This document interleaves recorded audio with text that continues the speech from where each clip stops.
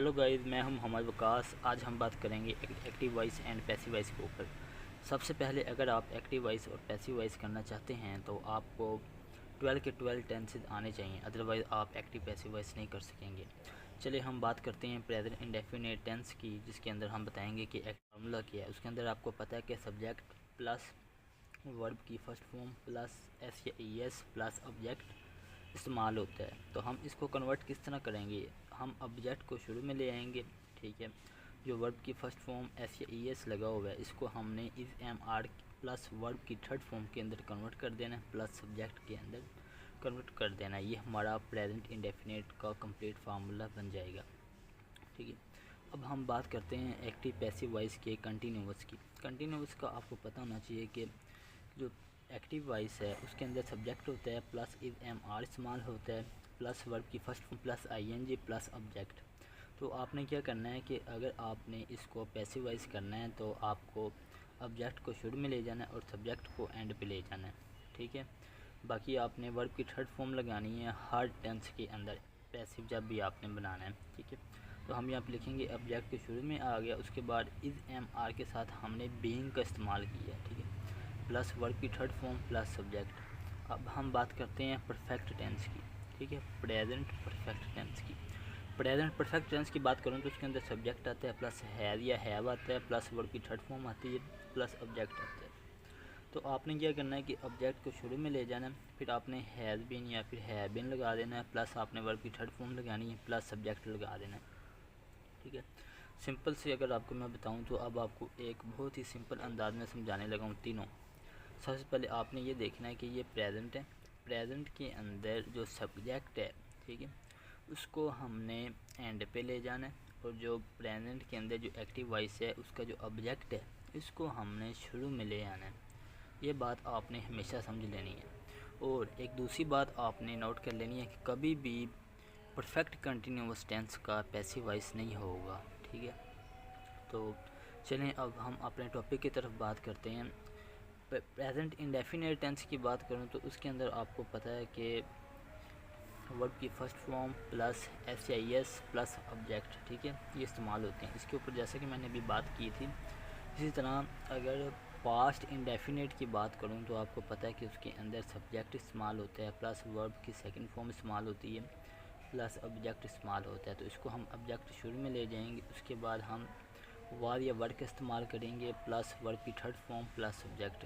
इसी तरह अगर हम पास्ट कंटिन्यूस की बात करें तो आपको पता है कि उसके अंदर सब्जेक्ट इस्तेमाल होता है, वार या वर्ड इस्तेमाल होता है, वर्ब की फर्स्ट फॉर्म इस्तेमाल होती है, प्लस आई एन जी इस्तेमाल होता है, प्लस ऑब्जेक्ट। हम इसको कन्वर्ट कर देंगे ऑब्जेक्ट प्लस वार या वर्ड वैसे ही रहेगा, हमने बीइंग का इस्तेमाल कर देना, प्लस वर्ब की थर्ड फॉर्म लगा देनी है, प्लस सब्जेक्ट।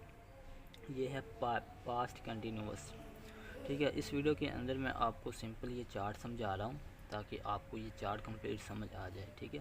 जो मैं नेक्स्ट वीडियो बनाऊँगा उसके अंदर मैं आपको एग्जांपल के साथ समझा दूँगा। अब हम बात करेंगे पास्ट परफेक्ट की। पास्ट परफेक्ट में आपको पता है कि सब्जेक्ट इस्तेमाल होता है, हैड इस्तेमाल होता है, प्लस वर्ब की थर्ड फॉर्म इस्तेमाल होती है, प्लस ऑब्जेक्ट इस्तेमाल होता है। इसको हमने कन्वर्ट कर देना ऑब्जेक्ट में, ठीक है, प्लस हैड को हमने हैड बीन के अंदर कन्वर्ट कर देना, प्लस वर्ब की थर्ड फॉर्म इस्तेमाल होगी, प्लस सब्जेक्ट इस्तेमाल होगा। अब मैं बात करने लगा हूँ फ्यूचर इंडेफिनेट की। आपको पता है कि फ्यूचर इंडेफिनेट के अंदर सब्जेक्ट प्लस विल या शेल इस्तेमाल होता है, प्लस वर्ब की फर्स्ट फॉर्म प्लस ऑब्जेक्ट। इसको हमने कन्वर्ट कर देना है ऑब्जेक्ट, ऑब्जेक्ट के शुरू में आपको पता है कि आना है, प्लस विल और शेल को हमने कन्वर्ट कर देना है विल बी या शेल बी के अंदर, प्लस वर्ब की थर्ड फॉर्म प्लस सब्जेक्ट। इसी तरह फ्यूचर कंटिन्यूस की बात करें तो उसके अंदर आपको पता है कि सब्जेक्ट आता है, plus will be shall be आता है, प्लस वर्ब की first form plus I N G आता है, प्लस ऑब्जेक्ट। तो हम इसको कन्वर्ट कर देंगे object plus will B being या शेल बी बीइंग कंटिन्यूस के अंदर, ठीक है, प्लस वर्ब की थर्ड फॉर्म प्लस ऑब्जेक्ट। उसके बाद मैं आपको बताने लगा हूँ फ्यूचर परफेक्ट टेंस। उसके अंदर आपको पता है कि एक्टिव वॉइस के अंदर सब्जेक्ट इस्तेमाल होता है, plus will have shall have होता है, प्लस वर्ब की थर्ड फॉर्म होती है, प्लस ऑब्जेक्ट है, प्लस ऑब्जेक्ट होता है। आपने क्या करना है कि ऑब्जेक्ट शुरू में ले जाना, विल हैव और शेल हैव, ठीक है, इसको हमने कन्वर्ट कर देना will have been shall have been, plus verb की थर्ड फॉर्म प्लस ऑब्जेक्ट। बस इतना सा ये चार्ट है। सबसे पहले तो आपने ये चार्ट कंप्लीट याद कर लेना, ठीक है। इसके बाद मैं आपको बताऊंगा नेक्स्ट वीडियो के अंदर कि हमने डू आएगा या डज आएगा, ठीक है, डिड आएगा, तो उसको हमने किस तरह कन्वर्ट करना है और हम किस तरह उसका पैसिव वॉइस बनाएंगे। तो आज के लिए बस इतना ही है। आपने इस चार्ट को अच्छे तरीके से याद कर लेना है, समझ लेना है। अगर किसी बात की समझ ना आए तो आपने कमेंट में मुझसे पूछ लेना है। इसके अलावा मैं आपको मज़ीद बताता चलूँ कि आपको बताया था परफेक्ट जो कंटिन्यूस है इसका बिल्कुल भी पैसिव वॉइस नहीं बनेगा, सिर्फ़ और सिर्फ इंडेफिनेट का, कंटिन्यूस का और परफेक्ट का बनेगा। इंडेफिनेट के अंदर आपने याद रखना है कि इज़ एम आर आएगा प्लस वर्ब की थर्ड फॉर्म इस्तेमाल होगी। आपने पास्ट इंडेफिनेट में याद रखना है कि सेकंड फॉर्म को वार या वर्ब में कन्वर्ट करेंगे, ठीक है, और वर्ब की थर्ड फॉर्म इस्तेमाल होगी प्लस सब्जेक्ट इस्तेमाल होगा। आपने फ्यूचर को याद रखना है कि विल या शैल है, जो विल भी शैल भी के अंदर कन्वर्ट होगा प्लस वर्ब की थर्ड फॉर्म होगी प्लस सब्जेक्ट होगा। कंटिन्यूस में आपने याद रखना है कि बस आपने बीइंग का ऐड करना है, इज़ एम आर वैसे ही रहेगा, वाज वर वैसे ही रहेगा, आपने बीइंग का इस्तेमाल करना है, वर्ब की थर्ड फॉर्म करनी है और आपने सब्जेक्ट की जगह ऑब्जेक्ट कर देना और ऑब्जेक्ट की जगह सब्जेक्ट कर देना।